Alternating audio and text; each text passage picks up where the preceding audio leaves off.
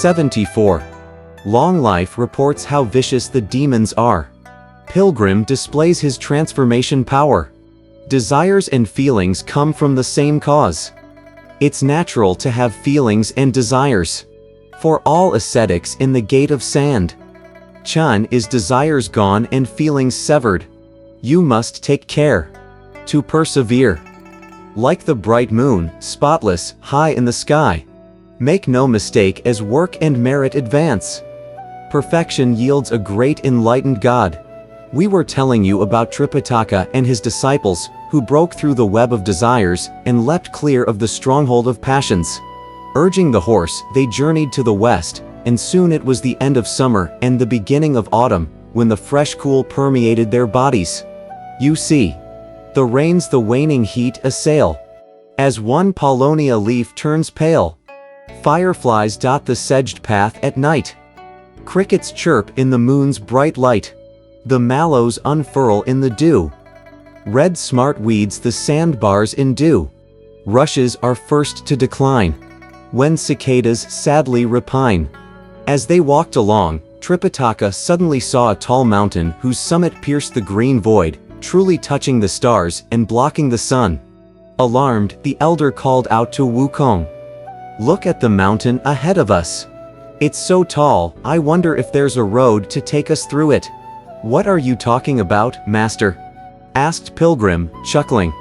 As the proverb says, the tall mountains will have their passageways. The deep waters will have their ferry boats. How could there be no road to take us through? You may proceed without worry.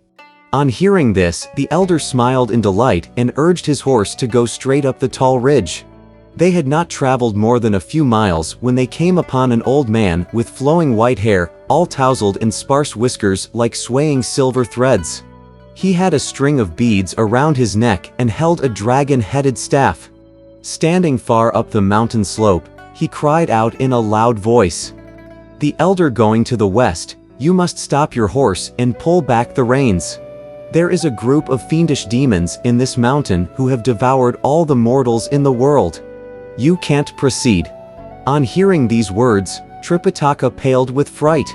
The road was already none too level, and the announcement made him even more insecure on the saddle, so much so that he fell down at once from the horse with a thud and lay moaning in the grass, hardly able to move.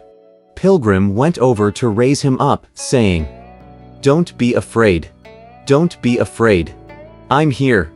Just listen to that old man on the tall cliff," said the elder. He said that there is a group of fiendish demons in this mountain who have devoured all the mortals of the world. Who is courageous enough to go question him and learn the truth of the matter? You sit on the ground first, said Pilgrim, and let me go question him. Tripitaka said, but your looks are hideous and your words vulgar. If you offend him, I fear that you'll not be able to get to the truth. Laughing, Pilgrim said, I'll change into someone more attractive to go question him. You change first for me to see, said Tripitaka. Dear great sage. Making the magic sign with his fingers, he shook his body and changed at once into a neat young priest, truly with lovely eyes and clear brow, a round head and a square face. When he moved, he acted like a gentleman. When he spoke, he used no vulgar language. Shaking loose his silk shirt, he ran up to the Tang monk and said, Master, is this a good transformation? It is, indeed, said Tripitaka, exceedingly pleased. How could it not be? Remarked 8 Rules. But he has put all of us down. Even if Old Hog rolled around for 2-3 years, he couldn't change into someone this attractive. Dear great sage. Slipping away from them, he walked right up to the old man and bowed, saying, Dear Gong Gong, this humble cleric salutes you. When the old man saw how young the priest was, though most attractive in looks, he hesitated a little before returning his salute half-heartedly. Patting the head of Pilgrim with his hand, the old man giggled and said, Little priest, where did you come from? We came from the great Tang in the land of the East, replied Pilgrim. on our way specially to the Western Heaven to seek scriptures from Buddha. When we arrived here, we heard your announcement about the fiends. My master was quite frightened, and he asked me to come question you to learn exactly who these monster spirits are who dare cut short our way. May I trouble you to tell me in detail, so that I can send them into exile?" With a laugh, the old man said, "You are so young a priest that you don't know any better. That's why you mouth these inappropriate words. The magic powers of those demons are enormous. How dare you say that you would send them into exile? The way you put the matter," said Pilgrim, laughing also, "seems to indicate that you feel rather protective toward them. You must be a relative of theirs, or at least an intimate neighbor. Otherwise, why would you exalt their intelligence, magnify their virtues, and refuse to disclose thoroughly their background?" Nodding his head, the old man smiled and said, "You are a priest who knows how to wag your tongue. You must have followed your master as a mendicant into the world, and picked up a little magic here and there. You can summon a ghost or bind a spirit, I suppose, and exorcise a few houses for someone. But you haven't run into those truly vicious fiends." "How vicious?" asked Pilgrim. The old man said, "One letter of those monster spirits to the Spirit Mountain, and all 500 of those arhats will come to meet them. One tiny card sent to the Celestial Palace, and each of the 11 great luminaries will honor it. The dragons of the 4 oceans have been their friends, and the immortals of the 8 caves have met with them frequently. The 10 kings of hell address them as brothers, and all the deities of major shrines and cities regard them as friends." When he heard this, the great sage could not restrain his loud guffaws. Tugging at the old man with his hand, he said, "Stop talking. Stop talking.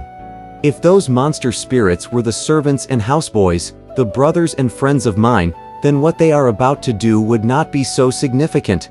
Let me tell you this, when they see this young priest coming, they'll move to someplace else this very night. They won't even wait for the morning." "Little priest, you're babbling," said the old man. "That's blasphemy. Which gods or sages are your servants and houseboys?" Laughing, Pilgrim said, "To tell you the truth, the ancestral home of this young priest used to be the Water Curtain Cave of the Flower Fruit Mountain, located in the Aolai country. My surname is Sun, and my name is Wukong. Some years ago, I was also a monster spirit who performed great deeds. During a party with some other demons, I drank a few cups of wine too many and fell asleep. In my dream 2 men took me to the region of darkness with a summons, and I was so riled that I used my golden hooped rod to beat up the spirit judge and terrify King Yama. I almost overturned, in fact, the entire hall of darkness. Those presiding judges were so frightened that they brought out papers, on which the 10 kings of hell affixed their signatures, declaring that if I spared them a beating, they would serve me as my servants and houseboys." "Amitabha!" cried the old man, on hearing this. "This monk has told such a tall tale that he will never grow any taller." "Sir," replied Pilgrim, "I'm tall enough now." "How old are you?" asked the old man. "Give it a guess," said Pilgrim. The old man said, 7 or 8, perhaps.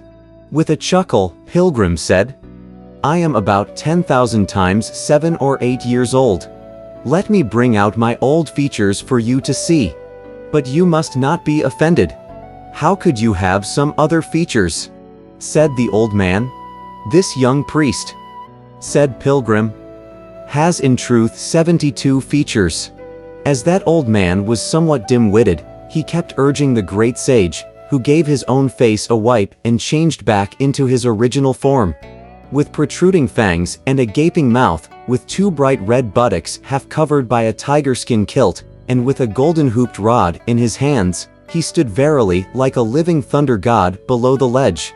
When the old man saw him, he paled with fright as his legs turned numb. Unable to stand up, he fell down with a thud, and when he scrambled up, he stumbled once more. "Venerable sir," said the great sage, approaching him, "don't be afraid of nothing. I'm ugly but kindly disposed. Don't be afraid. Don't be afraid. I am grateful to you for informing us of the demons. Just how many are there? Tell me the whole truth, so that I can thank you properly." Trembling all over, the old man could not utter a word. Pretending also to be deaf, he refused to reply. When Pilgrim saw that he would not talk, he turned and went back down the slope. "Wukong?" said the elder. "Have you returned? Did you find out anything?" "It's nothing. It's nothing," answered Pilgrim, laughing. "There is, to be sure, a handful of monster spirits near the western heaven. The people here, however, are quite timid, and they worry about them. It's nothing. It's nothing. I am here." "Have you asked him?" said the elder. "What mountain this is, what kind of a cave there is in it, how many fiends there are, and which road can take us to Thunderclap?" 8 Rules spoke up, saying, "Master, don't be offended by what I have to say. If we are interested in waging a contest in transformations, in playing hide and seek, and in pulling pranks on people, even 5 of us are no match for Elder Brother. But if you consider honesty, then even a column of him cannot rival me." "Exactly. Exactly," said the Tang monk. "You are more honest." "I don't know," said 8 Rules. "Why it is that he always takes care of the head but disregards the tail.